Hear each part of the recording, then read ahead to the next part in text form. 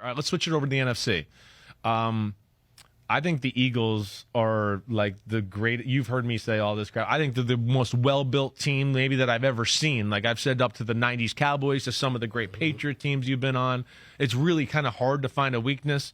As I rattle it off all the time, I go, arguably the best duo of receivers in football, or it's up there. It's the best running back in football. There's no doubt it's the best O-line in football. It's definitely a top 2 or 3 D-line. One of the best defensive coordinators in football. One of the best D coordinators in football. The secondary with the young guys, I go, they're about to be a top and 5 secondary. The secondary is cheap. Right? So, like, yeah, no shit, Super Bowl. Yeah. It's just like, are they going to win it? Are they going to be there? We don't have to spend much time. We don't, right? They'll be in the NFC Championship. And, I think the special thing about it, Devin, is they're really not even thinking about repeating. Yeah. They're saying, hey, we want sustained success. We're not worried about repeating. So I just love that mentality because we had the same mentality. We were trying to forget about the previous year. And that's what I don't think Jalen Hurts gets enough credit as the leader and leading that charge of the approach, the mentality. Like, you can say whatever you want about his talent, but the guy that you want to lead your football team, I think they love what Jalen Hurts brings and what he does day in and day out. Yeah, no, I don't disagree with any of that. No doubt about that. He is special that way, 100%. Exactly. I know I question his game sometimes, or sometimes I just feel like people overstate it, but I will not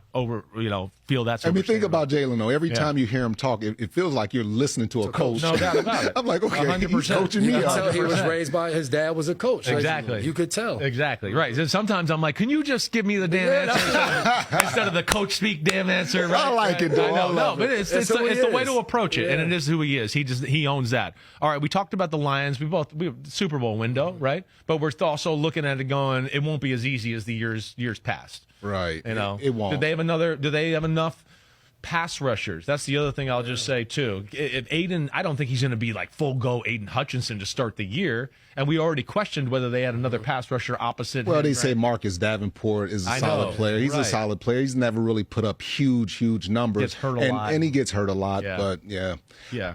I think just what we talked about earlier, within the division, it's going to be very tough. And then losing those coordinators, that's going to take an adjustment period. You look at the Baltimore Ravens defensively when they had changed their defensive coordinator last year. It took half the season. It took half the season. And then the back end of the season, they started playing well. But you never know. That's right. All right, Commanders, they got the hottest quarterback in the game. He's got already a guy that's got that aura you talked about that maybe Justin Herbert doesn't have, and all that. And he beat the Lions. That's why, to me, last year the Lions was number one going in. Like, hey, they're the number one team that we think. All right, Philadelphia showed they're one. Right. To me, I would put Washington at 2 in front of the Lions at the point because what you just said, what they did last year, Jaden Daniels, and they said, you know what, we're going to go get Laramie Tunsil. You know what, we're going to go get Debo Sam. Like, we're going to improve this team, and we're going to try to give us an even better shot to get there. They didn't just say, hey, man, what an accomplishment. We're good. Now they need to get the Terry McLaurin situation. They need to get that finalized, get him back in the camp. But I think the leadership they have older guys that are only playing. You look at Bobby Wagner. You look at all of these guys. Zach Ertz, they're only playing. Miller now. Von Miller, they're only playing to win a Super Bowl. Right. So now those young players who probably think, hey, we went to the NFC Championship every year. We're going, you got Von Miller, you got Bobby Wagner, you got Ertz in there saying, no, NFL doesn't work like that. We got to go. So I love that about them. Yeah, definitely. You cannot underestimate the impact of those veteran players, not just on the young players, but also other veteran players. Definite Super Bowl window for me. I'm with you there all the way too. I'm not sure I put them 2 yet, but they're up there. What do we think of Debo Samuel in the addition, right? Debo's a guy that, I mean, I love watching Debo. I mean, he brings a style to the game that's rare but is he still the same Debo? I thought he lost his passion in San Francisco. I just thought a change was needed. And you see that now. You see he seems happy. He seems very enthusiastic, and he's playing with Jaden Daniels. How could you not be excited? I believe that, he's very excited. And I don't think he has to be that guy that we saw a few years ago in San Francisco. They have enough playmakers that now all of a sudden Debo Samuel becomes the fourth guy you're worried about. Now he gets mismatches. He gets to do certain things where his time in San Fran turned into fourth guy I worry about on that offense. I'm just saying, like, depending on what you do, how you're running the ball with Brian Robinson, throwing to McCoy. I'm not worried about Brian Robinson. I think, but you might be worried about stopping the run. Yeah, but they're not special in the run game. They're just not. They're okay. I felt this offseason. They're misleading in the run game. They're misleading because I'm with you in what you're saying. They don't just line up and dominate you, but they were the third leading rushing team in football last year. That's unbelievable. Right? That's what we've had this argument last year because I was like, wait, I like the way Green Bay runs the ball because they do it traditional, but you bring these quarterbacks in that run the ball too. And sometimes you go, damn, I forget that he ripped off a 70-yarder on the read option one play. Well, we're talking about. I was talking about pure rushing yards without the quarterback. I do that sometimes too. But that's your concern as a defense of it's not just Brian Robinson on the zone read. That's true. Because if Jaden keeps it, hey, now that safety, we need you because if he keeps it and it's just the defensive end, that's right. Like when you first started playing Lamar Jackson. We got a quarterback player. He's not going to make that tackle, though. You know what I mean? Right. Now he's there in stacking theory. The box. Yeah. Now Deebo Samuel's out. I think that is what can help them. Right. I used to love that. Like, look, we have a guy on the board that's here for Lamar, and I'd be like, yeah, that's great. That guy's not tackling Lamar. And good luck. And I think the McLaurin thing will get straightened out. I think it's obvious. Yeah. It's just about. He's a great dude. It's man. just about the number. I think it's like if how he's long. Right. I mean, I think. Right, is he's asking for 35 or 36 a year? But teams have to stop waiting. If I'm Terry McLaurin, 100. am I taking less than DK Metcalf? You might not have a choice. Yeah. But right now, that's what the issue. I think he's so that's like at 32. Right. So that's what I say. The max give the number man is like 3 years. 31. Get a guy 3 year, $90 million, and guarantee 50 or 60 of it, and he'll be there. Yeah, and I think they'll get there. They're not looking to take a step back and handcuff Jaden Daniels in year 2, right? That's for sure. All right, the San Francisco 49ers. Right? Do we put them? I think they're going to surprise some people. They're going to be a pain in the ass. I can tell you firsthand, Shanahan and Lynch are very excited about the team, but I don't know if I believe they're in the Super Bowl window right now. I'm going to say no. I'm saying no. Playoffs, yes, but is there something from talking to them that like the defense, for instance, like you lose Hufanga, you use Dre Greenlaw, and we saw when Greenlaw came back for one game, it was like, holy shit, this defense, you know what I mean? And then, so what excites? I guess Saleh excites me. I think they're excited about Saleh being back. Absolutely. I think they got some young guys that they feel like are hungry and want to play. Right. I think some of the veterans on the offense, they still got Kittle and McCaffrey, where they're like, hey, don't. Hey, Jawan Jennings, play. If you don't want to pay him. Trade him. I know. I know. Well, he's got some leverage there too, because we know Brandon Ayuk's not going to be like totally ready to go to start it. The Green Bay Packers. Right, who I look at and I think it's one of the better rosters in football. Jordan Love didn't have his best year last year. We know that, right? But I expect bounce back. I'm going Packers Super Bowl window. I'm going to say that right off the bat. I agree with you, Chris. Yeah, absolutely. The running game. And for me, the biggest thing with Jordan Love that frustrated me is it's always like he was trying to throw off one leg across his body, trying to do this Aaron Rodgers stuff as opposed to planting his feet and just making the correct throw. Yeah, I think they're a really good team. I don't see Super Bowl per se. I just, again, in that division, you have to set yourself up to be. It's like sometimes the best thing to be in a Super Bowl is to be in the best position to play either at home or get a bye week. Yeah. Playing against Chicago, Minnesota, Detroit. Yeah, it's going to be rough. I think it's going to be tough. But nobody said that they have to go 15-2. They just got to get in the playoffs and start winning. Yeah. I think you're low on them, and so does Rodney. But we'll no, I'm high on Green Bay. Yeah, no, I know. You think he's low? Yeah, he's low. You think he's low? Okay, the Los Angeles Rams. Damn, we were there in person. They had the Eagles on the ropes. I was going, damn, they're going to the Eagles in the snow. So that's my Super Bowl representative from the NFC. Okay, so it's Buffalo and the Rams. Because you told me you better have your Super Bowl prediction. So why are we putting Green Bay in this? Why do we think Green Bay is going to be better than We just Philly, said if they have Washington? a window. But do they have a realistic?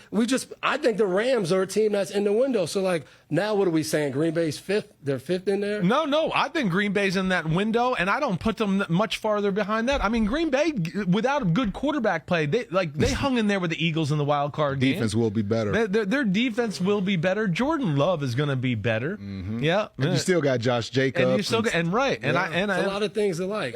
We should have liked it last year too. Yeah, to make myself look stupider, I picked the Bengals and the Packers to go to the Super Bowl last year. I picked Jordan Love. Last year, I picked Bengals Packers. That's what I picked last year, right? But are you from Ohio? I was off. No. I'm straight all Jersey trash right here. All right, but we're all picking the Rams in the window, right? Definitely. Right. Yeah. What's crazy is if you look at the odds and things like that, the 49ers are still favored to win the NFC West. I saw that. You believe it? It's the whole offseason. It's never changed. I don't even understand it. I think the Rams have more confidence coming in this year than they did last. Like, we were at that playoff game. They're a few plays away from beating the Eagles. Absolutely. Definitely. As much as Philly looked dominating, exactly. the Rams were They right hung there. in there. I know, exactly. A couple more first downs, they're in position to kick a field goal. Yeah, 100%. 100%. All right. We got that on docket. Now it's the Buccaneers. What do you think? The Buccaneers. Are we going to put them in there? No. You don't believe in Baker and the offensive line? And again, it's not that I don't like them, but to me, like, the Super Bowl's the upper echelon of, like, hey, you got to go win a playoff game against Minnesota. I don't think now. This is Minnesota last year. I wouldn't put Minnesota in that same ballpark this year, but I just don't. I don't think Tampa has that. I love Baker Mayfield and what he brings. I just wouldn't. I wouldn't put. You're not going to put him there. What are you going to say, big guy? Because they're. I understand his answer. They're on the fence in this conversation. Yeah, at first, you get really excited about Baker and some of the talent that they have, and the wide receivers being healthy. Yeah, drafted Emeka Ibuka in the first round. Jalen McMillan taking another. You know what? I'm going with Baker Mayfield. I think they have a Super Bowl window. I think they have an opportunity. I mean, we've seen them against the Lions the last couple years or whatever.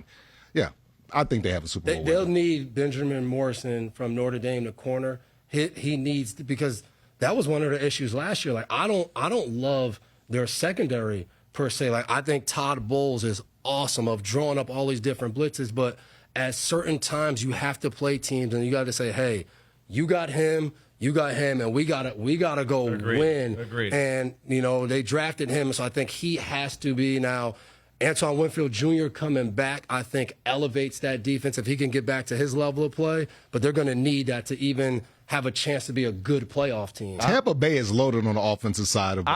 I'm with Rodney on this one. I'm going to put them in the window too. And just like you talked about Jaden Daniels, as far as his ability to elevate his leadership and things like that, I look at Baker Mayfield the same way. Yeah. I mean, I interviewed a guy, and I feel like I want to go back on the football. I was the same way when I talked to him. It's like, this guy is so special, and whether it's a coach, whether it's a player or several players, he has the ability to really ignite that locker room. Agreed. I'm like, my thoughts are the O-line, I think, they got ass kickers, so that's where I like it. You talked about the running back. The damn tight end, Cade Otton's a damn good player, right? Did Mike Evans lose a step? Right. Did Mike Evans lose a step? We got to look at that. Chris Godwin coming off injury. That might be some struggles early there. I don't know. Do we think there's an impact on the offensive coordinator and how the offense is ran? Now this is 2 years in a row. Definitely. You're highly productive on offense, and your coordinator leaves. But the beautiful part, it could definitely affect him. But the beautiful part about it, I trust Baker Mayfield. I think, get it right. I think he's gonna go in there, have meetings, and tell the offense coordinator. These are the things that I'm comfortable with he's on a week-to-week basis. And Todd's going to tell him to run the ball too. He's not going to let anybody get away from that. I'm with you, and though I wish they would stop zone blitzing so much. They do it too much, in my opinion. They have enough people. Again, let me read you some of the names of the front seven, because I think sometimes it's unbelievable when you think about it. We got Logan Hall, Vita Vea, right? Forever. Kalijah Cansey, who's a baller. Hassan Reddick's going to be on the edge with them this year now, right? Stud. You got Levante David, right? Yaya Diaby is another, him. right? He's a young, beast, athletic no doubt about it. And then you get to the secondary where you're right. There's potential, but I don't trust them in man-to-man against really awesome passing defenses. That's what they struggled with last year. You're right. They played against Baltimore. I called the game on Westwood 1, and they came out there, and they're like, we're blitzing. And they blitz, they sack Lamar Jackson, they get out of the first third down of the game. Crowd goes crazy in Tampa. The next time they blitzed Lamar Jackson, he ran around the edge. They blitzed him again, he threw a deep ball touchdown. Right. And then by like the second quarter, they're like, oh, maybe we shouldn't blitz him. But then they played defense, and it was a hitch route, turn, touchdown. Like, they just couldn't stop the passing game with their secondary last year. And again, Antoine Winfield Jr. was out a lot last year, and I think he's a hell of a player. When he was healthy 2 years ago, he was the best safety in football, you could argue. So he needs to have that kind of impact. All right, last team, the Minnesota Vikings. I think Minnesota actually got better in the offseason, but we have the quarterback thing, and it's a rookie quarterback. That's why I'm saying no. You're going to say no. Yeah. They can win a playoff game, but as far as Super Bowl window, I think that's kind of closed. And I know it's early in training camp. There hasn't been, like, rave reviews out there. Yeah. And it shouldn't be, but, like, I just think it's rough when you have a team that the rest of the team is, like, here because of the last few years. And then you have this rookie quarterback who's like, I'm trying, like, we looked at Denver. They had a rookie, but everybody was on that same level. So they moved up together. It feels like J.J. McCarthy, he has to, like, he's drinking from a fire hose trying to catch up. And that's that's so much pressure for a young guy to be like, hey, we can go to the Super Bowl, but it's all up to you. Right. That's a lot. No, it is a lot. I'm going to say no as well. I think they're close as a football team. I will say that. And I'm interested to see if they can run the ball a little bit this year because they know their O-line. When you look at their O-line, they drafted the guard at Ohio State in the first round. Darrisaw's back, right? Yeah. They got the two Colts guys in free agency, right? And Will Fries and Ryan Kelly. They got a good tackle, right? I think they're a real pain in the ass. I think a playoff win is possible. As you scroll down to the defense, the cornerback situation. Like it's like Flo is phenomenal. Draw this up, dude. Right. And he was doing a lot of that because they can't cover. I know. They can't cover in the secondary. Right. And there were no big upgrades. No. So you lost Cam Bynum. Stephon Gilmore was there before. Griffin was there before. Like they can still pick up a couple guys during camp, veteran player that might get cut or something like that. Yeah. All right. Well, there it is. Minnesota, big pain in the ass, but we don't see them as a Super Bowl team. Not at all. All right. Yo, homies. What's up? Thanks for watching Cris Sims Unbuttoned. And just because the weather's warm, doesn't mean football ain't still on our brains right here. We are still working, so smash that subscribe button. We got all the training camp news, preseason news, everything up until kickoff night. Thanks for watching. And again, remember to hit that subscribe button. Peace out, homies.